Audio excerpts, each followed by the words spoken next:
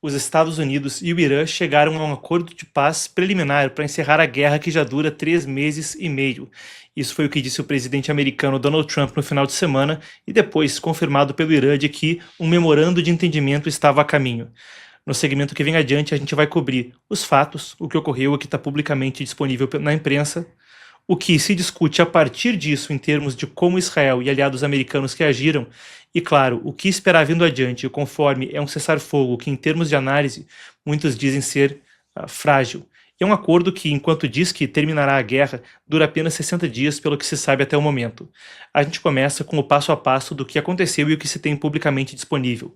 Ao meu lado, você vê o anúncio feito ontem pelo presidente americano Donald Trump na Truth Social, a sua rede social. Então, isso foi por volta das 5h30 da tarde, no horário de Washington, 6 para 7 da noite, no horário de Brasília. Bom, vamos lá, eu leio com vocês, a publicação é curta, vale a pena a gente ler ela na íntegra. Aspas. O acordo com a República Islâmica do Irã agora está completo. Parabéns para todos.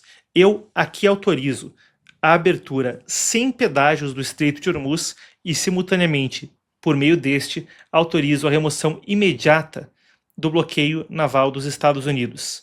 Navios do mundo, liguem os motores, deixem o petróleo fluir.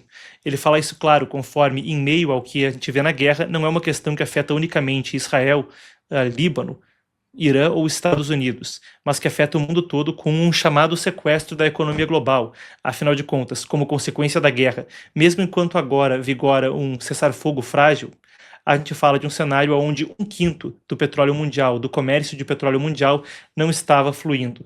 Então aqui estão as palavras do presidente americano e foi dito posteriormente que já havia até a passagem de alguns navios. Hoje, Trump viajou logo após anunciar esse anúncio ontem à noite para o G7 na França e a gente vai passar por detalhes sobre isso. Vai ter um segmento dedicado onde a gente comentará a cúpula do G7 na França. Mas, fato é, ele fez uma coletiva de imprensa mais cedo que você acompanhou aqui no canal com tradução simultânea junto a Emmanuel Macron, o presidente francês, e disse que navios já estavam passando e que o acordo já está assinado. Vamos lá.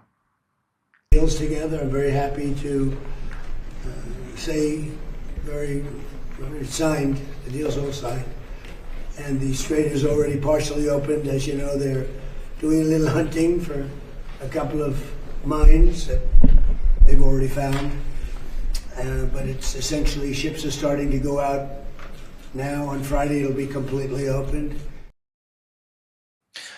Na sexta-feira estará completamente aberto. Na sexta-feira é quando deve haver uma cerimônia de assinatura. A gente já vai passar pelo que se sabe até o momento, mas o fato é que, eletronicamente pelo menos, houve então antes a informação em alguns veículos de imprensa que já estava assinado, o que Trump pareceu confirmar por aí. Os termos não foram revelados, Trump falou que provavelmente o acordo seria tornado público o quanto antes, mas que ele acreditava que antes de sexta-feira seria muito difícil, que a vontade dele era que já fosse público, mas que ele não podia fazer isso nesse momento. Enquanto os termos não foram revelados, Trump voltou a falar que o Irã não poderia ter uma bomba atômica, que é talvez a retórica mais consistente dele ao longo do conflito, de que o país não poderia ter esse tipo de arma. A gente tem aqui outro trecho dele mais cedo na França.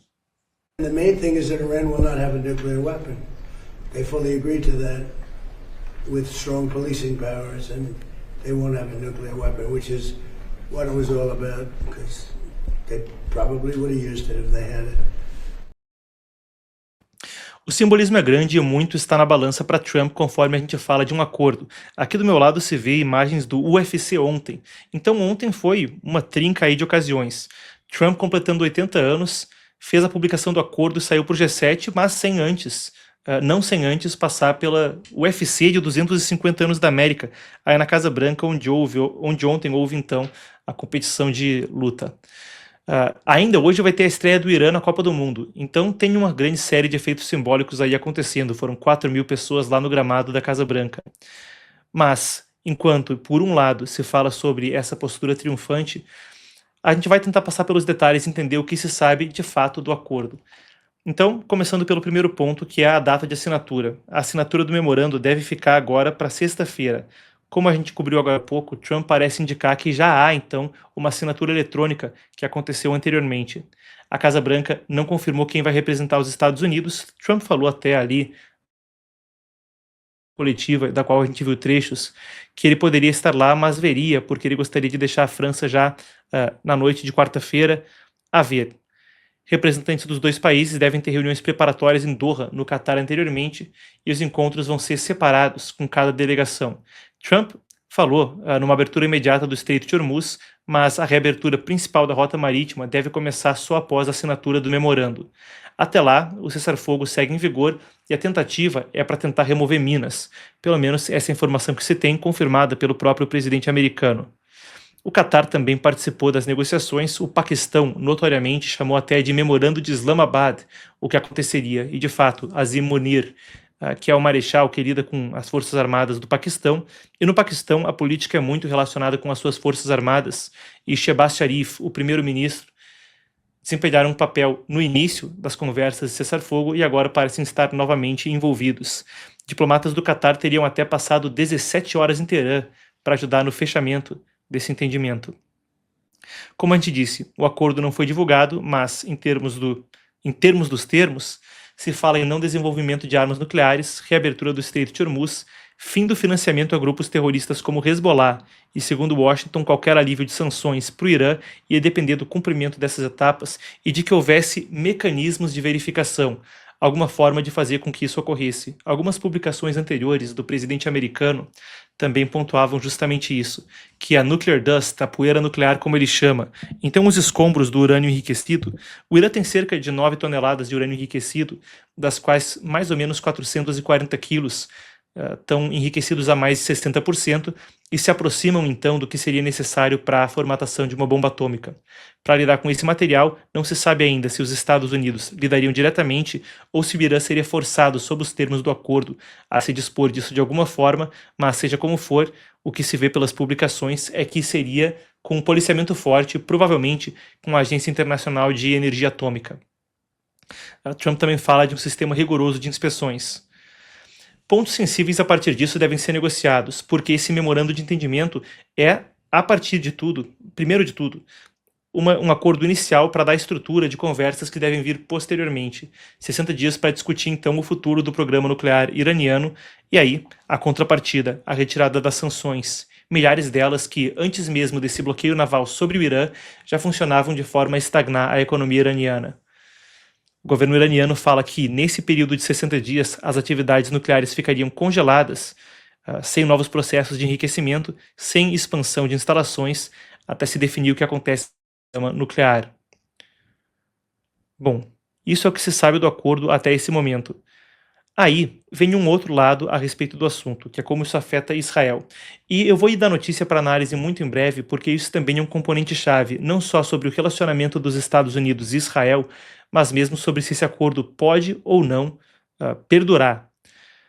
O acordo também envolve a questão do Líbano, e vale a pena a gente relembrar, quando a gente via o início dessa guerra, naquele dia 28 de fevereiro, após a morte de Ali Khamenei, o líder, o Ayatollah, o líder supremo do regime iraniano e também uma figura importante para o Hezbollah, que tem a mesma vertente do Islã xiita como a sua crença, são fundamentalistas, extremistas nessa ideologia, começou a atacar Israel. Então começou o ataque americano e israelense contra o Irã, Khamenei morreu, na sequência o que se viu foi o Hezbollah disparando foguetes contra Israel em solidariedade ao Irã, coisa que já havia feito de forma similar no 7 de outubro. No dia 8 de outubro disparou contra Israel em solidariedade ao Hamas. Ali não se perde uma. Israel fez uma invasão terrestre contra o Líbano em resposta que se aprofundou recentemente. E, compreensivelmente, existe agora uma crise de segurança no norte de Israel, onde se vê comunidades sendo evacuadas, ataques constantes vindo de posições do Hezbollah, novamente, não do Líbano, mas da organização terrorista Hezbollah que ocupa vastas partes de território no sul do país. O cenário por ali se tornou tenso e acrescentou uma camada de complexidade, porque tem mais uma outra guerra paralela, ligada de forma mais ou menos inseparável da guerra original com o Irã, para ser resolvida, e o Irã liga o futuro da paz precisamente a essa questão do Líbano. O Irã fala que o fim das operações militares tem que valer para toda a região, e Israel deixou claro nesta segunda-feira que vai manter tropas em áreas de controle no sul do Líbano. A pressão política é tremenda até para o próprio Netanyahu, e já vou falar sobre isso. Mas, afinal de contas, ele está pressionado por aliados e por opositores para manter um pulso firme no Líbano e não ceder quando Trump fala que ele deveria cessar essas operações para conseguir ter um acordo com o Irã. esse tipo de divisão é uma coisa que repercute na imprensa, e a gente vai passar por um editorial do Israel Hayom, significa Israel Hoje, é um dos principais jornais de Israel, em um instante a respeito disso. Ponto é que, além da questão do Líbano, Israel também tem posições na Síria, nas colinas do Golã anteriormente, mas agora, depois da queda do Bashar al-Assad, sem querer sair por uma tangente, mas ampliou suas posições na Síria e na faixa de Gaza, claro. Então, uma série de questões que deram origem ao conflito ou que complicaram o conflito seguem sem uma solução definitiva. E aí vem o que eu falava anteriormente, de que isso aí não desceu nada redondo lá em Israel, que não reagiu bem ao acordo de paz. Netanyahu, por exemplo, parece não descartar a situação da segurança no Líbano como uma prioridade, independentemente do acordo. E tanto políticos, Itamar Ben-Gvir, que é membro do gabinete de segurança de Netanyahu, um aliado de Netanyahu, quanto opositores, o Yair Lapid, de partido de oposição, tem até aqui um tweet do Yair Lapid. Ele escreveu no X, a gente não tem a imagem, mas eu leio aqui para vocês. Ele falou que o Netanyahu diz para todo mundo que nós mudamos o Oriente Médio. O problema é que, devido à negligência, à arrogância, à ausência de um time profissional e de julgamento, ele mudou para pior. O tipo de retórica aqui, de forma branda, também se ouviu de aliados de Netanyahu. E aqui, para fazer uma distinção, até eu li uma pesquisa outro dia de que a maioria dos brasileiros, era coisa de 60%, não é? Não consegue diferenciar uma notícia que é uma opinião de uma notícia que é uma reportagem. Então aqui estou reportando o que disse a oposição israelense para dar o panorama, não tomando posição especificamente quanto ao assunto. Mas Jair Golan, outros líderes de oposição israelense, como eu disse, até aliados de Netanyahu, também tomaram esse tipo de posição, e aí a coisa ficou complicada. O Yediot Ahronot, que é um dos principais jornais de Israel, fez um editorial a respeito, e aqui a gente tem um outro, que foi feito pelo Israel Hayom, como eu disse, Israel Hoje, que é um dos veículos principais ali, mas mais alinhado à direita no país. E Netanyahu, que hoje governa numa coalizão liderada pelo partido Likud, claro, é um direitista, então seria até uma mídia mais próxima de Netanyahu. E falou, aqui o Israel Hayom publicando isso, que isso é um fracasso retumbante que ameaça a segurança israelense. É o que diz então esse jornal novamente, um que normalmente tem até uma proximidade com Netanyahu. Fala que, aspas, é um golpe no combate de Israel ao terrorismo, fecha aspas, e destaca que os Estados Unidos recuaram de exigências consideradas centrais durante as negociações, incluindo a retirada do estoque de urânio altamente enriquecido do Irã. Agora, eles iriam se desfazer desse material dentro do Irã, a depender de como ocorram os próximos 60 dias, e também o desmonte da estrutura de enriquecimento nuclear. Aí esse editorial também alerta que o acordo da brecha para o Irã mantém instalações e centrífugas que poderiam, em tese, ser usadas para futuramente retomar o enriquecimento de urânio. Novamente, há que ter cuidado com editoriais desse tipo, porque ele está falando isso com base em informações de fontes anônimas, que ainda não se confirmaram. Os termos dos acordos ainda não são públicos de fato. Mas o que dá para a gente é um clima quando se fala de como isso repercutiu em Israel. E como eu disse, esse é um jornal até próximo, aliado ao governo do Likud de Netanyahu. E quando se fala a respeito disso, da oposição, as palavras que eu citei agora há pouco do Lapid são ainda mais duras. Outro dos argumentos aqui é que a suspensão de sanções econômicas contra o Irã poderia dar para o regime as ferramentas de aumentar a receita com exploração de petróleo, e fala que ainda sob sanções se arrecada, principalmente vendendo para a China, cerca de 50 bilhões de dólares por ano com esse tipo de venda. Uma situação complexa, e aí sugere que o Barack Obama estaria rindo ao avaliar um eventual acordo novo. Isso aí é uma coisa que pega demais para o Trump. Ele vive criticando o JCPOA. JCPOA significa Joint Comprehensive Plan of Action, ou em português, Plano Conjunto Abrangente de Ação, que foi o acordo feito na época do Barack Obama para tentar fazer com que o Irã não tivesse um caminho para uma bomba atômica.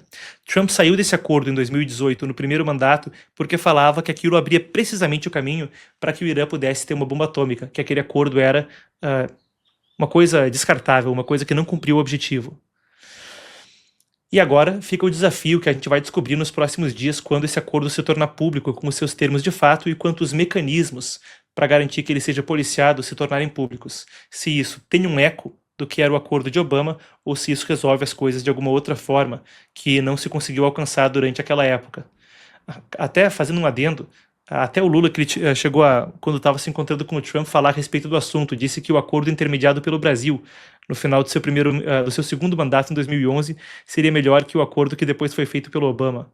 Mas aí, uma coisa à parte, daqui a pouco eu vou pegar esse gancho para a gente falar do G7.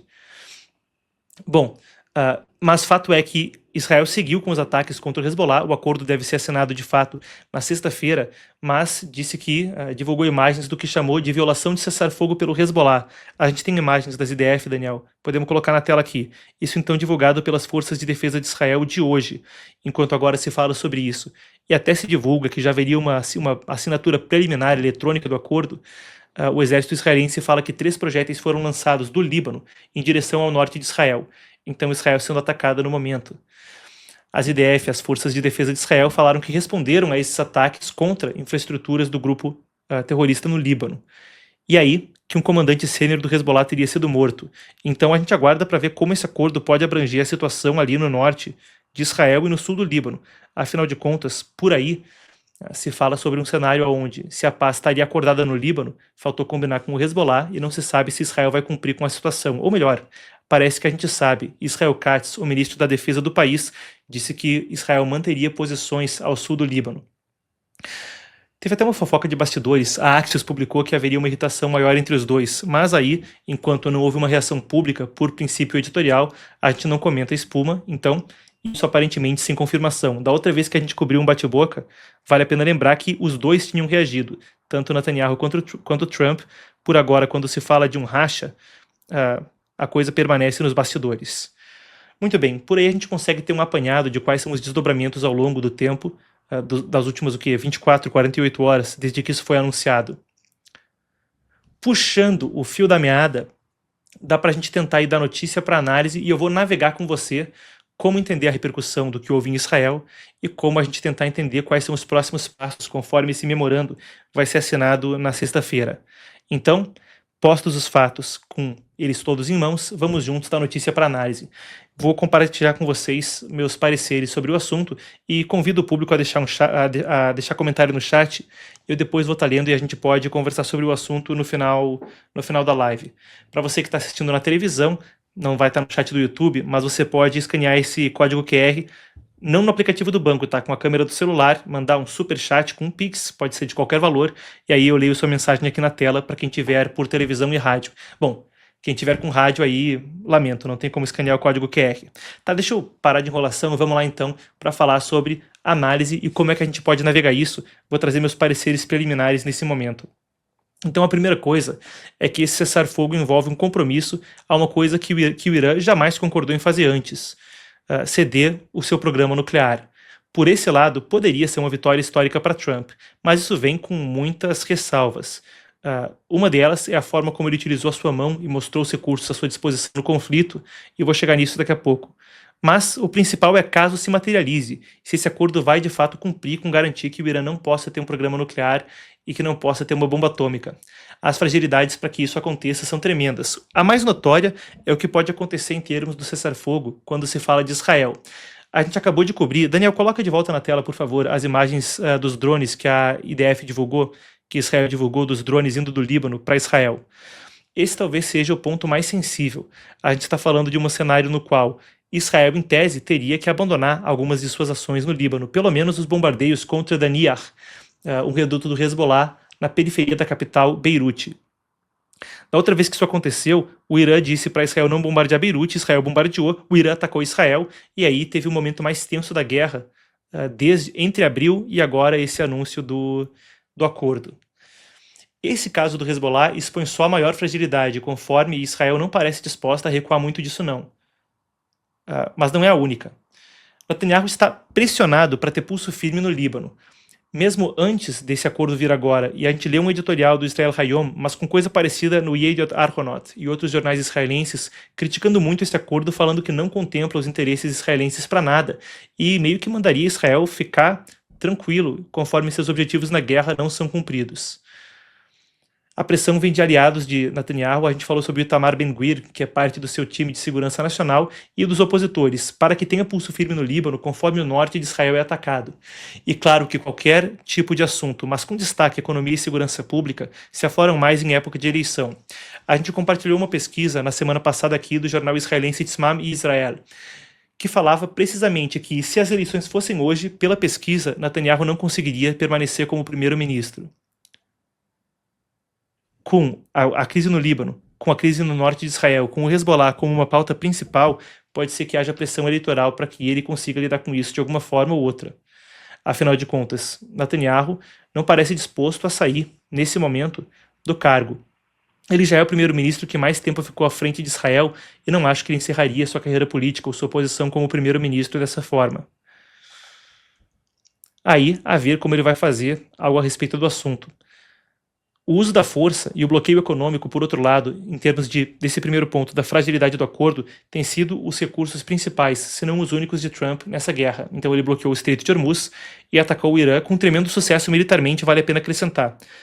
Atacou o Irã com tremendo sucesso militarmente, afundou basicamente toda a marinha iraniana e uma grande parte da capacidade de produção de foguetes, combustível para foguetes, drones do Irã. Então, militarmente, fazendo essa ressalva, não se questiona o sucesso que houve dos Estados Unidos. A dúvida e o grande questionamento é se isso pode se tornar uma vitória estratégica. E agora sim, voltando ao ponto que eu fazia da fragilidade desse acordo. O uso da força e o bloqueio econômico, bloqueando os portos iranianos, têm sido os principais, se não talvez os únicos recursos de Trump nessa guerra. Junto com sanções, a Operação Fúria Econômica para bloquear os recursos do Irã no exterior e o Departamento do Tesouro americano, de fato, tem sido muito agressivo quanto a isso. Mas o ponto é, o poder de barganha parece ficar relativamente limitado. Tinha até uma análise que eu lia hoje pela manhã e que eu quero resgatar hoje aqui. Eu lia no Financial Times a respeito do assunto.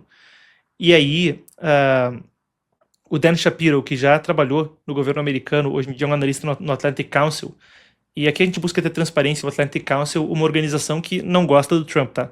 Uma organização bastante esquerdista. Mas ele trouxe uma análise que é interessante de fato. Aspas.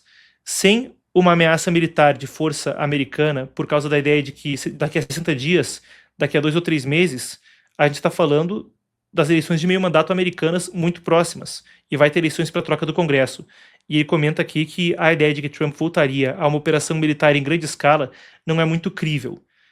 E de fato, isso parece ser um caso onde a ameaça do uso de força militar por Trump daqui a 2 ou 3 meses, caso não se materializem os resultados desse acordo, não parece tão crível. Estaria muito próximo de uma eleição e ele busca e tem falado consistentemente que assim que houvesse um acordo, os preços iam cair. Agora houve uma inflação grande do combustível nos Estados Unidos, o que também leva a uma inflação de outras coisas.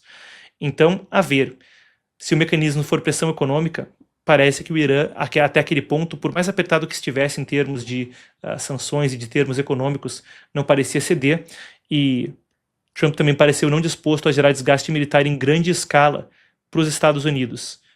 Não ter casualidades em grande escala, não fazer uma ocupação da área de carga, preferiu preservar a vida de soldados americanos. É claro que é um raciocínio que se entende, mas em termos de análise aqui, se fala sobre um cenário onde ele poderia não estar disposto a fazer valer a ameaça de força. Agora está no meio da Copa do Mundo, depois aniversário da América no dia 4 de julho, daqui a 2 ou 3 meses vai estar perto de eleições, e alguns analistas falam que ele não estaria disposto a fazer isso valer em termos de voltar ao combate no meio de eleições. Então esse é um dos primeiros pontos, a fragilidade do acordo. Por um lado, pela credibilidade da ameaça de força e da pressão econômica, que são ferramentas que não conseguiram ter um efeito absoluto em termos de fazer o Irã capitular. Teve que se chegar a um meio termo em termos de negociações. Por outro lado, o Hezbollah e Israel são um contencioso que não deixa claro se esse acordo pode vigorar, dado que, em tese, ele inclui também ali o Líbano e essa outra frente.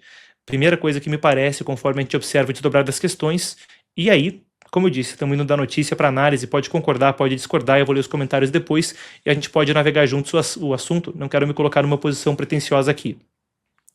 Mas aí uma segunda observação a respeito do assunto. Assim como na guerra da Ucrânia, houve uma mudança de paradigma em termos de como se combate e de como se lida estrategicamente com conflitos como esse. Vou explicar o que eu quero dizer com isso. A gente cobriu o mês passado, creio que foi mês passado, talvez tenha sido em abril, a primeira vez onde uma divisão inteiramente mecanizada e não tripulada rendeu uma divisão humana. Então, um agrupamento militar só com drones e veículos não tripulados ucranianos rendeu um grupo militar, um agrupamento agora, um esquadrão militar russo só de humanos. Isso é talvez o exemplo mais claro de como naquela guerra houve uma mudança na forma de combater. Drones, informação, guerra cibernética, tudo isso mudou drasticamente a partir da guerra na Ucrânia, mas com os drones sendo o exemplo mais notório. Se fala até das operações como Teia de Aranha, onde drones foram contrabandeados Rússia adentro e explodiram perto de grandes instalações militares russas a coisa de centenas, se não milhares de quilômetros da fronteira com a Ucrânia. Os ataques a São Petersburgo, Moscou com drones são outro exemplo. A guerra no Irã também traz uma mudança de paradigma interessante nesse sentido. O fechamento do Estreito de Hormuz, o ataque a vizinhos que não estavam envolvidos, Kuwait, Bahrein, Jordânia, Arábia Saudita, Emirados Árabes Unidos, Catar, quem mais?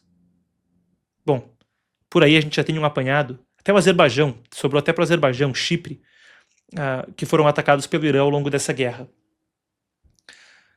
A soma desse fator com o fechamento do Estreito de Hormuz geraram uma outra mudança de paradigma, onde, por meio do terrorismo, se mostrou um cenário que pode impor uma pressão estratégica muito grande para o adversário com baixo custo. Militarmente, o Irã perdeu, teve sua marinha inteiramente afundada, sua força aérea dizimada, uma grande parte da sua capacidade industrial militar em termos de produção de armas dizimada, mas ainda assim conseguiu fazer uma espécie de guerrilha geopolítica, onde conseguia, não ganhando vitórias no campo de batalha, conseguir algum tipo de vitória no campo político que seria impossível para si em termos de paridade de forças combatendo. Isso deixa uma espécie de poder de barganha na mão não só do Irã, mas como um aviso para eventualmente alguma coisa que possa ocorrer no futuro.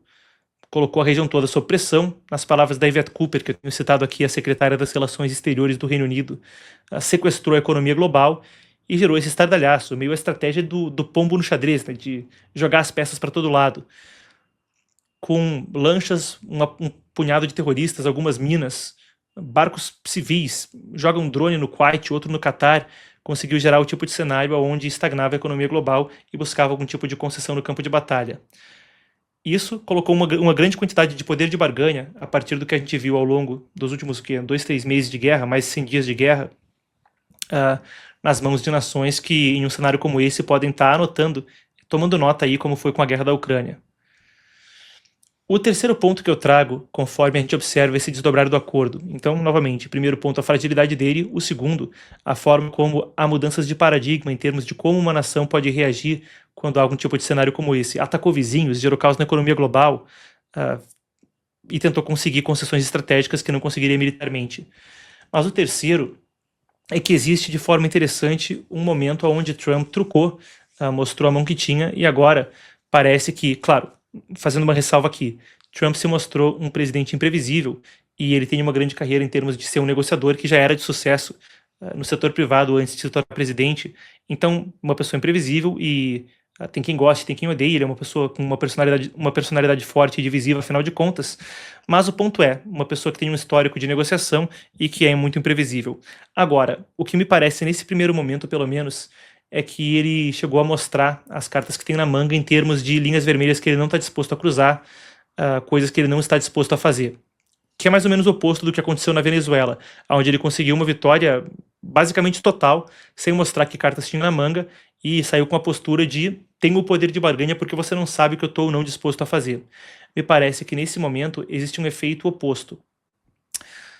Então ele se mostrou não disposto a colocar tropas no solo, por exemplo, a não estar num conflito prolongado, e repetidamente a gente viu Pete Hegseth e J.D. Vance falando que eles não estariam envolvidos em uma forever war, uma guerra eterna, como são chamadas nos Estados Unidos. Quando veio os relatórios dizendo que colocar tropas na ilha de Khark, por exemplo, para fazer uma ocupação, poderia virar um custo humano muito alto, foi uma movimentação, uma abordagem que os Estados Unidos não tomaram. Apesar de tentar deixar em aberta a possibilidade de uma invasão terrestre que parecia ser necessária para conquistar todos os objetivos aos quais os Estados Unidos se propunham no início da guerra, isso não se materializou. Um conflito prolongado também, com um alto custo político diante de uma eleição, baixas pesadas, um cenário que pode se tornar um estilo guerra do Vietnã, se mostrou um tipo de linha vermelha que Trump não pareceu disposto a cruzar. E eventualmente se chegou, em virtude disso, a uma solução que não agrada plenamente ninguém. Teve que ser negociado. A guerra ficou cara demais para os dois lados e no início parecia que não seria um cenário como esse. O resultado foi que agora parece se saber aonde estão as linhas vermelhas de Trump, uma coisa que ele jamais diria em público. Ele busca nunca descartar qualquer opção, mas na prática me parece que se conseguiu extrair esse tipo de coisa nessa guerra. Não colocar tropas no solo, não se envolver em forever wars, guerras eternas, não ceder quando isso vai ter um custo político de desgaste muito grande logo antes de uma eleição, por exemplo. E independentemente de uma solução frutífera agora, a gente fica observando a ver se vai ser frutífero ou não. Mas mesmo que ele consiga uma grande concessão do Irã com um programa nuclear, mesmo que isso seja verificado de forma independente, mesmo que se consiga endereçar uma preocupação que é legítima e de longa data dos Estados Unidos, uma nação totalitária, fundamentalista islâmica, buscando uma bomba atômica que poderia primeiro jogar em Israel, depois contra outro aliado americano e eventualmente nos Estados Unidos, uma espécie de Coreia do Norte terrorista, fundamentalista islâmica, é uma preocupação de segurança legítima, mas mesmo que venha uma solução agora, conforme isso possa ou não se desdobrar nos próximos 60 dias, o ponto é que com essa exposição poderia haver algum tipo de cenário em Cuba, Taiwan, ou onde quer que seja, aonde parecer-se-ia conhecer alguns tipos de linhas vermelhas que Trump não cruzaria, a partir do que se viu no Irã. Na Venezuela, como eu dizia, o resultado foi o oposto. Os Estados Unidos fizeram uma operação de absoluto sucesso, capturaram Maduro, que também era uma ameaça de segurança nacional legítima não só aos Estados Unidos, mas pela região e com o narcotráfico mundo afora, e saíram com a possibilidade de que não tivemos nenhuma baixa, poderíamos ter feito mais, mas não quisemos. Esse tipo de retórica no Irã parece mais fraca. Quarto ponto, que me parece a partir do que a gente viu com esse acordo. Ninguém fica contente com instabilidade, e mesmo que haja um alívio momentâneo agora, os países do Golfo vão ter que restaurar comércio e turismo. E também não é sabido como eles vão reagir a partir de agora, porque para eles essa guerra saiu caríssima. São as partes que não são o Irã, talvez mais afetadas negativamente. Foram atacados, não conseguiram escoar o próprio petróleo. O Catar vai demorar anos e gastar bilhões para recuperar sua capacidade de extração de gás natural. Teve aqueles ataques contra a Ras Laffan, que é a principal indústria de extração de gás natural do Catar, uma das principais do mundo, e responsável por uma imensa parte do PIB do país. Isso aí é um negócio que vai demorar, a estimativa era, pela Qatar Energy, a empresa que operava, coisa de 5 anos para recuperar isso. E isso pode mudar o cálculo geopoliticamente em termos do alinhamento desses países. O que eles vão fazer para lidar com uma vizinhança tão pesada como essa, tendo ali Israel e Irã. O que eles vão fazer em termos das suas alianças com os Estados Unidos e das bases americanas na região. Me parece que é o tipo de coisa que, a partir de como esse acordo vingar ou não vingar, a depender do que acontece nos próximos 60 dias e de que estrutura se concorde em seguir, é algo que também pode estar no horizonte. E o último ponto que eu gostaria de tratar das coisas que a gente aborda quando fala disso é que, como aliado para Israel, também existe um cenário onde a gente aguarda para ver como Netanyahu vai conciliar, por um lado, a pressão americana para que não haja conflito no Líbano, por outro, a pressão interna para que ele tenha pulso firme e haja contra os ataques do Hezbollah, uma coisa que inflamou de ontem para hoje a imprensa israelense, que, nos seus editoriais, não fala de outra coisa. São alguns dos pareceres a respeito do assunto. Claro, da perspectiva do mercado, petróleo despencou, as ações e as bolsas de valores pelo mundo dispararam, e isso parece dar algum tipo de estabilidade, de refresco para, o caos, o tumulto que havia nas bolsas conforme a gente falava dessa guerra.